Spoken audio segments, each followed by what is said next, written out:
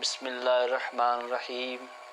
मोमिन हज़रात, अस्सलामु अलैकुम वरहमतुल्लाहि वबरकातुहू। जो ज़्यादातर जो लफ्ज़ सुनने में आता है वो यही है कि अक्सर लोग एक दूसरे से पूछते हैं कि इस मामले में आपका अक़ीदा क्या है, और फिर नवासिब भी शियों से अक्सर इसी तरीके से सवाल करते हैं कि आप अपना ईमानियात साबित करें, शिया अपना ईमान साबित करें। तो इन सब मसाइल का हल आपको अहादीस अहल बैत अलैहिस्सलाम में मिलेगा कि उसका कामिल जवाब क्या है, और एक शिया को इन सवालात का जवाब किस तरह देना चाहिए।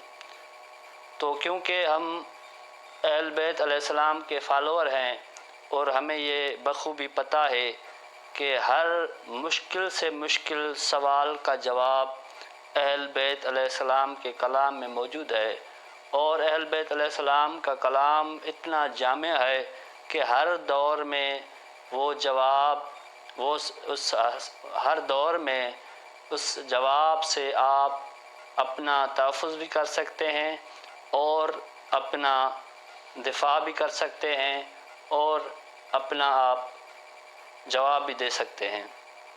तो ये सवाल कौन सा है जो बार बार हमारे माशरे में पूछा जाता है कि फ़लाँ चीज़ के बारे में आपका अक़ीदा क्या है। मसलन तौहीद के बारे में शियों का अक़ीदा क्या है, रिसालत के बारे में शियों का अक़ीदा क्या है, नबूवत के बारे में शियों का अक़ीदा क्या है, इमामत के बारे में शियों का अक़ीदा क्या है, या बहुत सारे दूसरे सवालात भी होते हैं तो फ़लाँ सूफ़ी बुज़ुर्ग के बारे में आपका अक़ीदा क्या है, या नासिब पूछते हैं कि आप अपनी ईमानियात साबित करें, आपका ईमान क्या है। तो इमाम अलैहिस्सलाम ने इसका जवाब दे दिया है। किताब उसूल मिनल काफ़ी, किताब अल उसूल मिनल काफ़ी जुल्द 1 बाब तस्लीम व फ़ज़ल मुस्लिमीन, हदीस नंबर 5। इस हदीस में इमाम जाफ़र सादिक़ अलैहिस्सलाम ने बता दिया है, इमाम अलैहिस्सलाम ने फरमाया, मन सर्रहु अन यस्तकमिलल ईमान कुल्लहु फलयकुल।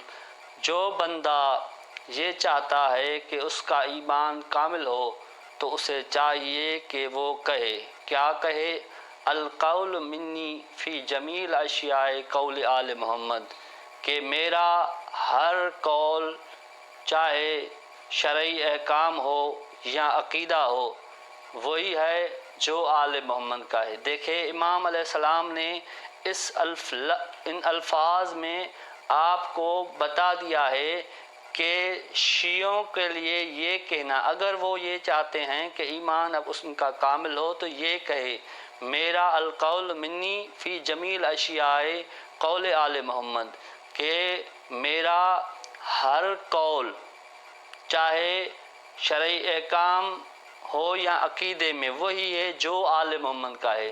यानी मेरा नज़रिया, मेरा अक़ीदा वही है जो आल मोहम्मद का है। आगे इमाम ने फिर और इसकी वजाहत कर दी, फ़ीमा असर्रू व मा अलनु, चाहे वो मुझ पर ज़ाहिर है या मुझसे पोशीदा हो। यानी वो अक़ीदा, वो मसला चाहे मुझ पर ज़ाहिर है या मुझ पर पोशीदा है। और फिर आगे इमाम ने और अल्फाज भी कहे हैं, औ फ़ीमा बलगनी अनहुम व फ़ीमा लम यबलुगनी, और मुझ तक चाहे वो पहुँचे हैं या नहीं पहुँचे। यानी जितने भी शरई अहकामात हैं या अक़ीदे हैं वो उनमें मेरा अक़ीदा वही है, मेरा कौल वही है जो अहल बैत अलैहिस्सलाम का कौल है। तो आपने अपना ईमान अहल बैत अलैहिस्सलाम के कलाम पर रख दिया है कि मेरे हादी, मेरे पेशवा, मेरे रहनुमा अहल बैत अलैहिस्सलाम है। जब ये आपका कहना होगा तो आपका ईमान कामिल है। इमाम अलैहिस्सलाम ने फरमाया, کتاب اصول من الکافی جلد دوم باب تذکر الاخوان، اس میں امام علیہ السلام نے فرمایا کہ امام علیہ السلام نے ہمیں حکم دیا تزاوروا فإن فی زیارتکم ایاء لقلوبکم، تم ایک دوسروں کی زیارت کرو۔ یہ امام علیہ السلام نے اپنے شیعوں کو حکم دیا ہے، تم ایک دوسرے کی زیارت کرو جس سے تمہارے قلوب زندہ ہوں گے۔ تزاوروا فإن فی زیارتکم، ایک دوسرے کی زیارت کرو، اگر تم ایک دوسرے کی زیارت کرو گے تو آپ کی یہ زیارت، ایک ساتھ بیٹھنا آپ کے قلوب کو زندہ کرے گا۔ وَذِكْرًا لِأَحَادِيثِنَا، اور بیٹھ کر آپ کسی دوسرے کی باتوں کو اپنے اوپر حجت نہ کریں، اپنے اوپر رہنمائی نہ لائیں۔ آپ کیا کریں؟ وَذِكْرًا لِأَحَادِيثِنَا، جب آپ شیعہ ایک ساتھ بیٹھیں گے، ایک ساتھ مجلس میں بیٹھیں گے تو کیا کریں گے؟ ہماری احادیث کا ذکر ہوگا، اور احادیث اہل بیت علیہ السلام کا پاور، ان کا کرشمہ، ان کا کارنامہ کیا ہے؟ وہ یہ ہے احادیثنا تؤطف بعضکم علی بعض، یعنی امام علیہ السلام یہ کہہ رہا ہے کہ ہماری احادیث آپ کو ایک دوسرے پر مہربان بنائے گی، ہماری احادیث کیا کریں گی؟ آپ کو ایک دوسرے پر مہربان بنائے گی۔ یعنی اگر ایک ساتھ بیٹھنا اور ایک دوسرے کے ساتھ مہربان ہونا ہے تو اس کا ایک ہی فارمولہ ہے کہ آپ اپنے اوپر احادیث اہل بیت علیہ السلام کو حجت بنائیں، اور اپنے مجالس میں، اپنی محفلوں میں ایک دوسرے کے ساتھ جگہ بیٹھک کرتے ہیں تو احادیث اہل بیت علیہ السلام پیش کریں۔ یہ آپ کی ایک دوسرے پر مہربان ہونے کے لیے امام علیہ السلام نے فرمایا۔ اور آگے امام نے کیا کہا کہ ہماری احادیث کیا کرتی ہیں؟ فَإِنَّ أَخَذْتُمْ بِهَا رَشَدْتُمْ وَنَجَوْتُمْ، اگر ہماری احادیث حاصل کریں گے، اگر تم ان سے فیض حاصل کرو گے، ان احادیث کو حاصل کرو گے تو ہدایت اور نجات حاصل کرو گے۔ اب ایک لفظ کی طرف میں آپ کی توجہ دلانا چاہتا ہوں۔ امام علیہ السلام نے کیا کہا؟ فَإِنَّ أَخَذْتُمْ بِهَا رَشَدْتُمْ، رشد کی معنی کیا ہے؟ ہدایت۔ تو یعنی یہاں سے یہ پتہ چلا کہ آپ کو کسی دوسرے کو مرشد بنانا ضروری نہیں ہے۔ اگر آپ اپنی نجات چاہتے ہیں، اگر آپ اپنی ہدایت چاہتے ہیں تو جن کو نبی نے مرشد بنایا ہے ان کو بنائیں۔ فَإِنَّ أَخَذْتُمْ بِهَا رَشَدْتُمْ وَنَجَوْتُمْ، اور اگر ان کو حاصل کرو گے، ان سے فیض حاصل کرو گے تو اس حدیث میں واضح ہے کہ فیض ملتا کہاں سے ہے، فیض کے دروازے کہاں ہیں؟ فیض کسی پہاڑ پر چلنے سے نہیں ملتے، فیض چلا کشی کرنے سے نہیں ملتی، فیض کسی ایسے پیر کے بیٹھنے سے نہیں ملتے، فیض ملتا ہے، اللہ کا رحم ملتا ہے، اللہ کا کرم ملتا ہے، اللہ کے ہاں مقام ملتا ہے صرف اور صرف اہل بیت علیہ السلام کے ہاں آنے سے، اہل بیت علیہ السلام کے کلام کو پڑھنے۔ وَإِنَّ تَرَكْتُمُوهَا، اور اگر ان کو چھوڑ دو گے تو کیا ہوگا؟ زللتم و ہلکتم، گمراہ اور ہلاک ہو جاؤ گے۔ تو اس حدیث میں یہ بات واضح ہوئی کہ احادیث اہل بیت علیہ السلام ہی نجات اور ہدایت ہیں، یعنی احادیث اہل بیت علیہ السلام ہی ہدایت اور نجات ہیں، اور اس کو چھوڑنا کیا ہے؟ ہلاکت اور گمراہی ہے۔ اس کو چھوڑنا کیا ہے؟ زللتم و ہلکتم۔ اور آگے امام علیہ السلام نے کیا کہا؟ فَخُذُوا بِهَا وَأَنَا بِنَجَاتِكُمْ زَعِيمٌ، تم ان احادیث پر عمل کرتے رہنا، میں امام تمہاری نجات کا ضامن ہوں۔ کتنا اچھا امام نے ہمیں درس دیا ہے کہ یاد رکھو آپ کی نجات کسی پہاڑ پر چڑھنے سے نہیں ہوتی، آپ کی نجات کسی فلسفہ اور عرفان کے پڑھنے سے نہیں ہوتی، آپ کی نجات چلا کشی کرنے سے نہیں ہوتی۔ شیعو، آپ کی نجات صرف اس میں ہے کہ آپ اہل بیت علیہ السلام کی احادیث کو سیکھیں اور ان سے فیض حاصل کریں، اور اگر آپ ایسا نہیں کریں گے تو گمراہ اور ہلاک ہو جائیں گے، گمراہی تمہارے مقدر میں آ جائے گی۔ یعنی حقیقی شیعہ وہ ہے جو اہل بیت علیہ السلام کو اپنا مرشد مانے، اہل بیت علیہ السلام کے کلام کو اپنی ہدایت سمجھے، اہل بیت علیہ السلام کو اپنی نجات کا ذریعہ سمجھیں۔ اور دوسری امام علیہ السلام نے کیا کہا کہ دنیا میں ہر کوئی دعویٰ تو یہ کرتا ہے کہ میں تمہاری نجات کا ضامن ہوں، میں تمہاری نجات کا ضامن ہوں، مگر شیعوں کے لیے امام علیہ السلام نے کہا اگر تم ان احادیث پر عمل کرو گے تو میں تمہاری نجات کا ضامن ہوں۔ اب ہر بندہ آزاد ہے، چاہے وہ معصوم کی حدیث پر عمل کرے اور اسے نجات کی ضمانت ملے گی، چاہے وہ کسی دوسرے کی فتاوی یا دوسرے کے قول یا دوسرے کے فارمولیز پر عمل کرے تو وہ اس کی مرضی ہے۔ یعنی اس حدیث میں امام علیہ السلام نے واضح فرمایا ہے کہ احادیث اہل بیت علیہ السلام آپ پر حجت ہیں، احادیث اہل بیت علیہ السلام آپ کے لیے نجات ہیں، احادیث اہل بیت علیہ السلام آپ کے لیے ہدایت ہیں، اور ان سے عمل کرنے سے کا آخرت میں گارنٹی ہے کہ آپ کو اجر ملے گا۔ پھر آگے چلتے ہیں، ہم شیعہ جو ہیں، شیعہ اثنا عشری اخباری مسلک سے تعلق رکھنے والے، آخر کیا وجہ ہے کہ شروع سے، اب سے نہیں، شروع سے یعنی روز اول سے یہ اخباری اب شروع نہیں ہوئے ہیں، نبی کے دور میں نبی سے لے کر اب تک جو بھی احادیث کی ترویج چاہتا ہے، جو بھی کلام معصوم کی تبلیغ چاہتا ہے، جو کلام معصوم کو زیادہ پسند کرتا ہے، جو کلام معصوم کو اپنی ہدایت اور نجات سمجھتا ہے، وہ زیادہ فوکس دیتا ہے کہ ہم عوام تک احادیث اہل بیت علیہ السلام کو پہنچائیں، کیونکہ انہیں بخوبی پتہ ہوتا ہے کہ نجات صرف اہل بیت کے کلام میں ہے۔ معصومین علیہ السلام کے حضور میں بھی امام علیہ السلام اپنے اصحابی کو کہتے تھے کہ آپ جاؤ احادیث کی تعلیم دو مومنوں کو، اور امام زمانہ کی غیبت کے بعد بھی، غیبت صغریٰ ہو یا غیبت کبریٰ ہو، جنہوں نے بھی احادیث پر زیادہ کام کیا ہے ان کا تعلق اخباری مسلک سے تھا۔ اور یہ میں ایسے بات نہیں کر رہا، ان کے پیچھے بہت سارے دلائل ہیں، وہ انشاءاللہ وقتاً فوقتاً ہم آپ کے سامنے پیش کریں گے۔ اور جو لوگ یہ سمجھتے ہیں کہ اخباری کیا ہیں تو ان کو تھوڑی اسٹڈی کرنی چاہیے، ان کو کتابیں پڑھنی چاہیے کہ آپ کے شیعہ مذہب کی جب سب سے زیادہ جن علماء نے خدمات کی ہیں وہ علماء اخباری تھے۔ ان میں بڑے بڑے نام ہیں، علامہ شیخ صدوق ہے، شیخ طوسی ہیں، اور اس کے بعد جو ہیں اواخر میں آپ دیکھیں علامہ مجلسی ہے، علامہ حر عاملی ہے، فیض کاشانی ہے، بہت سارے علماء یہ اخباری ہیں، کیونکہ ان کے دل میں ایک تڑپ تھی، کیونکہ انہوں نے احادیث اہل بیت علیہ السلام کو پڑھا تھا، تو وہ ان احادیث پر عمل کرتے تھے جن میں ان کو امام علیہ السلام نے حکم دیا تھا کیا کرو۔ امام علیہ السلام اپنے صحابیوں کو بھی حکم دیا تھا، اور وہ سمجھتے تھے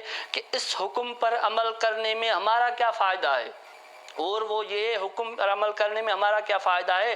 اس میں امام علیہ السلام نے فرمایا، امام جعفر صادق نے اپنے صحابی فضیل سے فرمایا، کتاب مصادقۃ الاخوان باب اجتماع الاخوان فی محادثہم، اس میں یہ شیخ صدوق کی کتاب ہے، اس میں امام علیہ السلام کی حدیث نقل کی گئی ہے۔ امام جعفر صادق علیہ السلام نے اپنے صحابی فضیل سے فرمایا تھا، تجلسو و تحدثو قال قلت نعم جلت فداک۔ امام علیہ السلام نے فرمایا آپ ایک دوسرے کے ساتھ بیٹھتے ہیں اور احادیث بیان کرتے ہیں، تو فضیل نے کہا جی ہاں میری جان آپ پر قربان ہوتی۔ یہ آپ جملہ سنیں، امام علیہ السلام اس سے پوچھ رہے ہیں کہ آپ جب بیٹھتے ہیں، آپ جب مجلسیں کرتے ہیں تو ہماری احادیث کو بیان کرتے ہیں؟ تو اس نے کہا ہاں مولا، ہم آپ کی احادیث کو بیان کرتے ہیں، ہماری جان آپ پر قربان ہوئی۔ یعنی یہ وتیرہ تھا شیعوں کا، یہ اہل بیت علیہ السلام کے ماننے والوں کا ہمیشہ یہ کام رہا ہے کہ وہ اپنی محفلوں میں احادیث بیان کرتے ہیں۔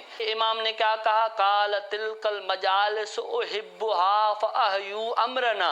امام علیہ السلام نے فرمایا اے فضیل، ہم ایسی مجالس کو پسند کرتے ہیں۔ اب امام علیہ السلام نے کیا کہا، ہم اس مجالس کو پسند کرتے ہیں جن میں آئمہ کی احادیث بیان کی جائیں، اسی لیے اخباری علماء نے زیادہ تر کام احادیث میں کی، کیونکہ وہ چاہتے تھے ہمارے اس کام سے اہل بیت علیہ السلام ہم سے راضی ہو جائیں گے، وہ پسند کرتے ہیں۔ تو ہر بندہ یہ چاہتا ہے کہ اپنے امام کو راضی کرے۔ تو آگے امام نے کیا کہا، قال تلک المجالس احبھا فاحیوا امرنا۔ امام علیہ السلام نے کیا کہا، اے فضیل ہم ایسی مجالس کو پسند کرتے ہیں جن میں ہمارے امر کو زندہ کیا جاتا ہے، اللہ اس پر رحم فرمائے جو ہمارے امر کو زندہ کرتا ہے۔ امام نے کیا کہا، ایسی مجالس کو ہم پسند کرتے ہیں جس میں ہماری احادیث بیان کی جاتی ہیں۔ امام ان کو دعا دے رہا ہے جو احادیث بیان کیا کہہ رہا ہے، فرحم اللہ من احیا امرنا، ہاں اللہ اس پر رحم کرے جو ہمارے امر کو زندہ کرتے ہیں۔ تو امام علیہ السلام نے کیا کہا، یا فضیل من ذکرنا او ذکر عندہ، اے فضیل جس نے ہمارا ذکر کیا یا جس کے پاس ہمارا ذکر کیا جائے، اس لفظ پر آپ غور کریں، اے فضیل جس نے ہمارا ذکر کیا، فخرج من عینہ، اور اس کی آنکھ سے، فخرج من عینہ مثل جناح ذباب، اس کی آنکھ سے مکھی کے پر جتنے آنسو نکلے۔ اے فضیل جس نے ہمارا ذکر کیا یا جس کے پاس ہمارا ذکر کیا جائے اور پھر اس کی آنکھ سے ایک مکھی کی پر کے برابر بھی آنسو نکلے، غفر اللہ ذنوبہ، اللہ اس کے گناہ معاف کر دیتا ہے۔ دیکھیں یہ احادیث اہل بیت علیہ السلام کے ذکر کرنے کا فائدہ ہے۔ تو گناہ کس سے معاف ہوتے ہیں؟ منبر پہ جا کر ارسطو کا فلسفہ، کسی دوسرے مولوی کے فضائل اور اس کی کہانیوں بتانے سے نہیں ہوتے۔ شیعو اگر یاد رکھو، اگر آپ کو اپنے گناہ معاف کروانے آئیں تو احادیث اہل بیت علیہ السلام پڑھنی پڑیں گی، وہ چیزیں منبر پر لانی پڑیں گی جو اہل بیت علیہ السلام کے علم میں ہیں، جو اہل بیت علیہ السلام کے کتب میں موجود ہیں، جو اہل بیت علیہ السلام کی احادیث میں موجود ہیں۔ اور اس کا فائدہ یہ ہوگا، امام آپ کو دعا کر رہا ہے کہ آپ پر رحمت ہوگی، آپ کی ان مجالس کو امام پسند کرے گا اور اللہ آپ کے گناہوں کو معاف کرے گا، چاہے آپ کے گناہ ایک سمندر کی جھاگ کے برابر کیوں نہ ہو۔ اور اسی کانٹینٹ میں امام رضا علیہ السلام کی احادیث بھی ہے، کتاب کا نام ہے عیون اخبار رضا، جلد نمبر 1۔ وہ کہتے ہیں کہ میں نے امام علی رضا علیہ السلام سے سنا، آپ علیہ السلام نے فرمایا، رحم اللہ ابداً احیا امرنا۔ دیکھیں امام علیہ السلام کیا کہہ رہے ہیں، رحم اللہ ابداً احیا امرنا، اللہ اس بندے پر رحم کرے جو ہمارے امر کو زندہ کرتا ہے۔ ایک ہوتی ہے رحمت، ایک ہوتی ہے لعنت، ایک رحمت ہوتی ہے، ایک ہوتی ہے لعنت۔ تو امام رحمت کا حامل، رحمت کے لیے لائق کس کو سمجھ رہا ہے؟ اس کو جو اللہ کے امام کہہ رہا ہے، رحم اللہ ابداً احیا امرنا، اللہ اس بندے پر رحم کرے جو ہمارے امر کو زندہ کرتا ہے۔ اب بات واضح ہو گئی، جو آئمہ کے امر کو زندہ کرے گا اس پر رحم، اور جو آئمہ کے امر کا مخالف ہوگا اس کو بند کرنے کی کوشش کرے گا اور دنیا میں یہ پھیلائے گا کہ اہل بیت علیہ السلام کا امر آپ کو سمجھ میں نہیں آئے گی، تو آپ بخوبی جانتے ہیں اس کے لیے اللہ کیا بھیجے گا۔ تو راوی نے عرض کیا، فَقُلْتُ لَهُ وَكَيْفَ يُحْيِي أَمْرَكُمْ، اس بات کو راوی کے سوال نے واضح کر دیا کہ اس امر سے مراد کیا ہے، اس امر سے مراد کیا ہے۔ میں نے عرض کیا، راوی کہتا ہے میں نے عرض کیا آپ علیہ السلام کے امر کو کس طرح زندہ کیا جائے؟ پھر امام نے اس کو جواب دیا، قال یتعلم علومنا، ہمارے علم کو حاصل کرے، اس لفظ پر غور کریں، ہمارے علوم کو حاصل کرے، یہ نہ کہ جائے 10 साल 15 साल 40 साल जाए और वापस आकर अरस्तु का फ़लसफ़ा, यूनानियों की मंतिक आके मोमिनीन को सुनाए। इमाम ने ये नहीं कहा, इल्म इसको नहीं कहा। इमाम अलैहिस्सलाम ने क्या कहा? काल यतअल्लम उलूमना, हमारे इल्म को। अब मैं सवाल करता हूँ कि इमाम का इल्म है क्या?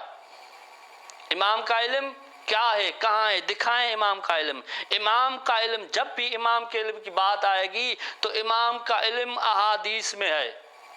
इमाम अलैहिस्सलाम का इल्म कहाँ है? अहादीस अहल बैत अलैहिस्सलाम में। लोगों को उनकी तालीम दें। काल यतअल्लमु उलूमना व युअल्लिमु हन्नास, लोगों को उनकी तालीम दें। तो अल्लाह किस पर रहम करेगा?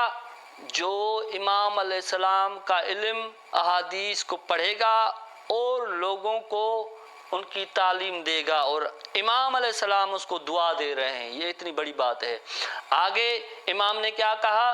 फ़इन्न नास लौ अलमू महासिन कलामिना लत्तबाउना, क्योंकि अगर लोग हमारे कलाम के महासिन को जान लेते तो हमारी पैरवी करते। तो एक वजह है इस मुआशरे की, अहल बैत अलैहिस्सलाम की पैरवी की दूर होने की एक वजह यह है कि तागूत ने, अहल बैत अलैहिस्सलाम के दुश्मन ने इस अवाम को अहल बैत अलैहिस्सलाम के इल्म से दूर कर दिया है। इंस्टीट्यूट तो बहुत खुले हुए हैं इनके नाम पर, मगर उनमें अंदर अहल बैत अलैहिस्सलाम का इल्म नहीं पढ़ाया जाता। उनमें अंदर यानी नाम अहल बैत अलैहिस्सलाम का यूज़ होता है, अंदर इनका इल्म नहीं है। तो लोग क्या करते हैं, मुआशरे में जाकर वो अहल बैत अलैहिस्सलाम का नाम देख कर जाते हैं कि यहाँ से कोई मासूमीन का फरमान मिलेगा और उनकी रहनुमाई मिलेगी। आगे जाते हैं तो अंदर उसमें वो बात होती नहीं है। तो इमाम ने क्या कहा? अगर लोगों को हमारे कलाम के महासन को लोग जान लेते तो हमारी पैरवी करते। तो अब उलमा की ये जिम्मेदारी है कि लोगों तक वो कोई भी प्लेटफॉर्म यूज़ करें, कि चाहे वो सोशल मीडिया हो या दूसरे प्लेटफॉर्म हो, लोगों तक अहल बैत अलैहिस्सलाम का फरमान पहुँचाएँ। फिर एक ही काम होगा, लोग ये कहेंगे कि हम अहल बैत अलैहिस्सलाम की पैरवी करते हैं, किसी गैर मासूम की पैरवी नहीं करते। इस दौर में कैसे पहचाने कि वाकई हकीकी शिया है? एक होता है हकीकी शिया और एक होता है नाम निहाद शिया। यानी वो शियत का अपने ऊपर लेबल तो लगा देता है, मगर वो हकीकत में शिया नहीं होता। और लोग ये देखते हैं कि भाई ये भी तो शिया है। अक्सर जो शिया इस तरह कर रहे हैं। देखें, लेबल लगाना और बात है, हकीकत में शिया होना और बात है। अब किससे पूछें कि हकीकी शिया कौन है? तो जिनकी जिम्मेवारी है हर मसले को हल करना, उन्हीं से पूछेंगे। अहल बैत अलैहिस्सलाम ने क़यामत तक होने वाले मसाइल का हल बता दिया है। किताब का नाम है सिफ़ात शिया और मौलिफ़ है शेख सदूक। इमाम रज़ा अलैहिस्सलाम फरमाते हैं, शियतुनल मुस्लिमून ले अमरना, हमारे शिया जो होंगे, जो शिया होते हैं, हमारे अम्र की पैरवी करते हैं। अब जाहिर हो गया ना कि पहले इमाम ने क्या कहा? अम्र इमाम की हदीस है। अम्र क्या है? इमाम की हदीस। तो जो हकीकी शिया होगा वो क्या करेगा? हम शियतुनल मुस्लिमून ले अमरना, शिया जो होंगे हमारे, वो हमारे अम्र को तस्लीम करेंगे। अल अखजून बिकौलना, और हमारे कौल को हासिल करेंगे। और दूसरी सिफात क्या है हकीकी शिया की? अल मुखालिफून ले आदाइना, اور امام کہہ رہا ہے ہمارے دشمن کے وہ مخالف ہوں گے، وہ یہ نہیں کہیں گے کہ وہ بھی ہمارے بھائی ہیں، نہیں بھائی۔ امام علیہ السلام نے شیعہ کی نشانی بتا دی۔ شیعہ اہل بیت علیہ السلام کے امر کی پیروی کرے گا، اس کو تسلیم کرے گا، اور ان احادیث کو اہل بیت علیہ السلام کے فرامین کو حاصل کرے گا، اور ان کے دشمن ہیں ان کی مخالفت کرے گا۔ اب شیعہ کون ہوگا؟ جو اہل بیت کی حدیث کی پیروی کرے گا اور اہل بیت علیہ السلام کی حدیث کو حاصل کرے گا، اور جو اس کے مخالف ہیں، جو اہل بیت علیہ السلام کے مخالف ہیں، چاہے ان کے ذات کے مخالف ہوں یا ان کے قول کے مخالف ہوں، دونوں مخالفوں سے وہ اظہار برات کرے گا۔ ان کو یہ نہیں کہے گا کہ وہ بھی ہمارے سر کے تاج ہیں۔ یہ جملہ کہنا اہل بیت علیہ السلام سے دوری ہونے کی دلیل ہے، اہل بیت علیہ السلام سے دور ہونے کی دلیل ہے کہ وہ بھی ہمارے بھائی ہیں، ہمارے بھائی، ان کو بھائی نہیں کہو، ان کو سر کے تاج کہو۔ یہ آپ امام علیہ السلام کی پیروی کر رہے ہیں یا امام علیہ السلام کے کلام کی مخالفت کر رہے ہیں؟ یہ آپ بخوبی جانتے ہیں کہ کس نے کہا ہے اور کیوں کہتے ہیں، یہ ان کے کیا مقاصد ہیں۔ اور آگے امام نے کہا کہ یہ جو تینوں چیزیں ہیں اگر کوئی نہیں کرتا نا، فمن لم یکن کذالک فلیس منا، جو یہ تینوں چیزیں نہیں کرتا، تینوں کام نہیں کرتا، وہ ہمارا شیعہ نہیں ہے، وہ ہمارا شیعہ نہیں ہے۔ کون سے کام؟ ہمارے امر کی پیروی کرے گا اور ہمارے احادیث کو حاصل کرے گا اور ہمارے دشمن کی مخالفت کرے گا۔ اگر یہ تینوں کام کوئی نہیں کرتا تو ہمارے شیعوں میں سے وہ نہیں ہے۔ ایک دوسری حدیث ہے، وہی کتاب امام صادق علیہ السلام نے فرمایا، کذب من زعم انہ من شیعتنا، فرمایا جھوٹا ہے وہ شخص جو یہ گمان رکھتا ہے کہ ہمارا شیعہ ہے۔ اس لفظ پر آپ غور کریں، امام نے شیعہ کی پہلے نشانی بھی بتا دی، پھر امام علیہ السلام نے یہ بھی بتا دیا کہ ایسے جھوٹے دعوے دار بھی ہوں گے جو یہ کہیں گے کہ ہم شیعہ ہیں، مگر ان میں صفات شیعہ نہیں ہوں گی۔ صفات شیعہ کیا ہیں؟ امام علیہ السلام نے فرمایا صفات شیعہ یہ ہیں کہ وہ احادیث کی پیروی کرتے ہیں، صفات شیعہ یہ ہیں کہ وہ اہل بیت علیہ السلام کی احادیث کو حاصل کرتے ہیں اور ان کے دشمن کے مخالف ہوتے ہیں۔ یہ شیعوں کی صفات ہے۔ آگے امام نے کیا کہا، کذب من زعم انہ من شیعتنا، اور جھوٹا ہے وہ شخص جو یہ دعویٰ کرے کہ وہ ہمارا شیعہ ہے، وہم متمسک بعروۃ غیرنا۔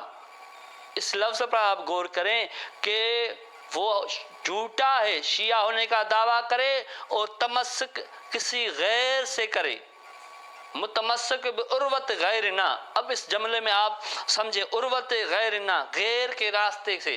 دیکھیں بہت سے طریقے ہیں، ایک مثال ہے، اگر کوئی یہ کہے کہ میں 12 اماموں کو مانتا ہوں مگر نماز کے معاملے میں دوسروں کی پیروی کرتا ہوں، تو یہ جھوٹ ہوا یا نہیں ہوا؟ جھوٹ ہوا۔ اگر کوئی یہ کہے کہ میں 12 اماموں کو مانتا ہوں مگر شیعہ ہونے کا جھوٹا دعویٰ کر رہا ہے یا نہیں کر رہا؟ تو اسی طرح اگر کوئی یہ چاہتا ہے کہ میں اہل بیت کا شیعہ بنوں تو ہر معاملے میں اہل بیت کے راستے سے، ان سے اہل بیت سے تمسک رکھنا پڑے گا۔ اور اگر کوئی یہ کہے کہ میں اللہ کے قرب حاصل کرنے کے لیے کوئی کسی صوفی کے یہاں جا کر بیٹھ جائے کہ یہاں سے مجھے قرب الہی ملے گا، تو یہ شیعہ نہیں ہے، یہ جھوٹا دعویٰ کر رہا ہے، کیونکہ قرب الہی حاصل کرنے کے لیے ائمہ کے دروازے پہ آنا پڑے گا، امام زین العابدین سے پوچھنا پڑے گا کہ کس طرح قرب الہی حاصل ہوتا ہے، معصومین علیہ السلام سے پوچھنا پڑے گا۔ تو لہٰذا شیعہ وہ ہے۔